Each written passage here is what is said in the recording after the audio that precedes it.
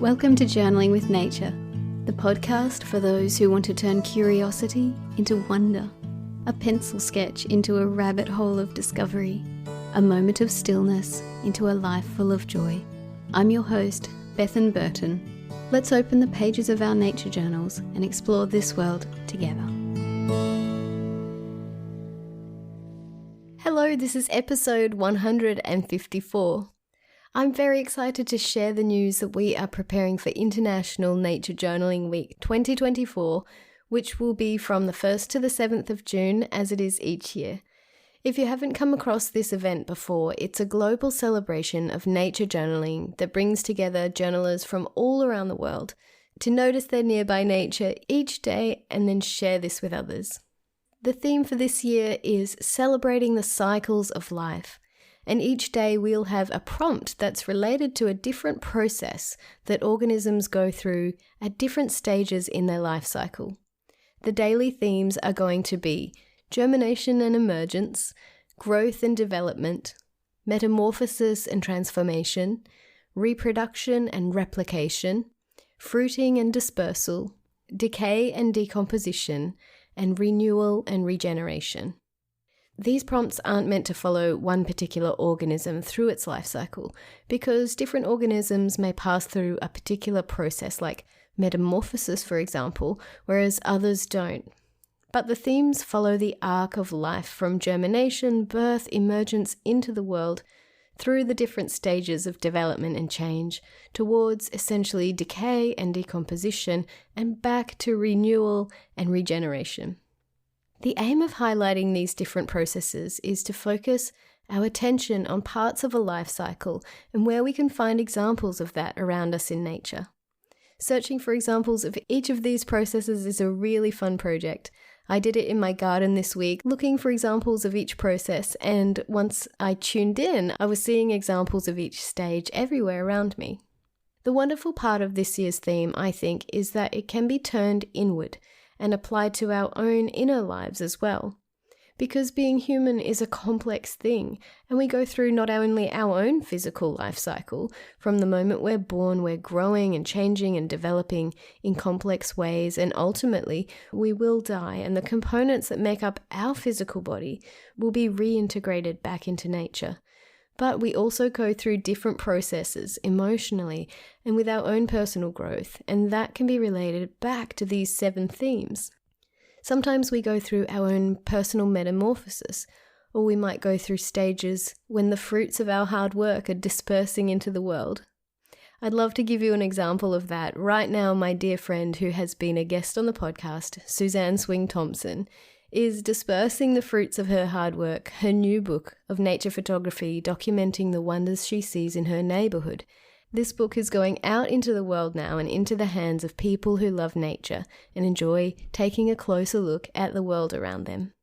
For Suzanne, this is a period that can be related back to fruiting and dispersal as her creation enters the world and starts its own life and begins to affect people in beautiful ways. But relating these themes back to ourselves doesn't have to be something as physically concrete as this example. It can be much more metaphorical and personal to you. So as we move through the week, I invite you not only to look for examples of each process out in nature near you, but also take some time to reflect on how the themes relate to your own inner world. The other thing that I invite you to do during the week is to create your own local event for International Nature Journaling Week.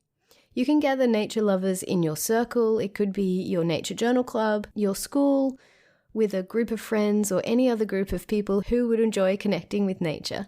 Or you can just find one other person and have an International Nature Journaling Week day out together. Our hope for the future of this event is that people from around the world will use this week, 1st to the 7th of June, to organise independent events and celebrate together in their own way. A big aspect to this nature journaling celebration is sharing, and we'd love to invite you to send your nature journal pages to a friend or share your page with someone in your family at the end of the day, or snap a photo of it and text it to someone and describe what you noticed in nature. Because sharing our nature observations with each other is a powerful way to connect, and it's also a really powerful way for you to integrate the information and experience even more deeply. There are going to be different ways that you can share your pages online, on the International Nature Journaling Week website, there's a page where you can upload your journal each day for others to see.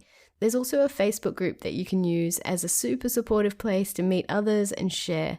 And of course, there's Instagram where you can share your pages using the hashtag Nature Journaling Week, and others will be able to find you and celebrate your observations. You can also tag me on Instagram. My handle is @journalingwithnature. Tag me and I'll find your post and share them on my Instagram stories. The joy of sharing is that we get a snapshot of nature in different places from all around the globe. We're all in different seasons and experiencing different things at this time of year, and also animals and plants and organisms that I see here in Brisbane in winter are extremely different from what someone in Alaska during summer is seeing, for example, or someone in Nigeria or Poland or Malaysia might be seeing. That's the joy of this. We're a global community, and we get to share and celebrate our nearby nature by seeing our nature through the eyes of someone across the world. And we can come to appreciate it even more and recognize its beauty and significance. So those are the reasons for sharing during the week, but also I want to let you know that if you prefer to keep your pages to yourself or just participate in the week just for you without sharing, that's fine and valid too, of course. But for those who would like to share, I'll put all the ways you can do that in the show notes for this episode, so you can go there for this information. To connect with what's coming up each day, you can subscribe to the newsletter, which is delivered to your inbox each day during the week. The daily email contains information with the prompts and a video to introduce the topic. These videos are my favorite part of the week because it's a compilation of smaller videos from people all around the world. And this is what Nature Journaling Week's all about. It's about people from diverse countries voicing their shared love of nature and creativity. There are as many ways of nature journaling as there are people. Everyone does it differently, and that's why these videos are so meaningful, because you get to learn from others, experience what they experience in places that you may never visit, and witness their world, our world, this world that we share. Because there's a lot of division right now on this precious planet, and our hope is that our shared love of noticing and documenting nature around us will bring us together during International Nature Journaling Week. If you'd like to be a part of this video compilation and share a video of yourself speaking about one of the themes this year, please send me an email message at bethan@journalingwithnature.com, and I'll send you a message back about how you can go about contributing to that part of the week. So the newsletter is the very best way to keep in touch with what's coming up. But other ways are that you can just check the website each day, and the program page of the website will guide you to the daily themes. On the website, which is naturejournalingweek.com, you'll find a page for each of the themes. The inspiration videos will be posted there each day, and you'll also find there a whole lot of nature journal prompts related to each of the themes. These can be a starting point for you if you're wondering how to begin documenting this particular theme, or they can be something that you come back to later in the year, because all of the information and events are still on the website all the way back to when this celebration started in 2020. So those daily pages can be a place to connect each day. Another way to connect each day is on my personal Instagram feed. I am, as I said, @journalingwithnature, and that's a place where you can see my daily posts during the week, connect with what's happening, and also participate in giveaways that will be happening during the week. If you're on Instagram, you can head over there and follow the account to be updated. Another thing that's been a big part of International Nature Journaling Week in the past has been live classes and workshops. This year we want to do something a little different, because there are lots and lots of online classes available from different artists and educators. There's no shortage of these, and you can learn a lot from them. This year we want to find a balance between connecting as a global community and not spending too much time in front of our screens. Our hope for you primarily is that the prompts will help you go outside and notice nature and express your observations creatively in your journal. That's what this is all about. But we also do want to foster the aspect of connecting with others from around the globe. So we'll still have a handful of live events, but they're going to take the form of journal together sessions, where we'll have a very casual session. A facilitator will be there drawing in response to the prompt, and we'll chat and ask questions, interact and share and have fun connecting.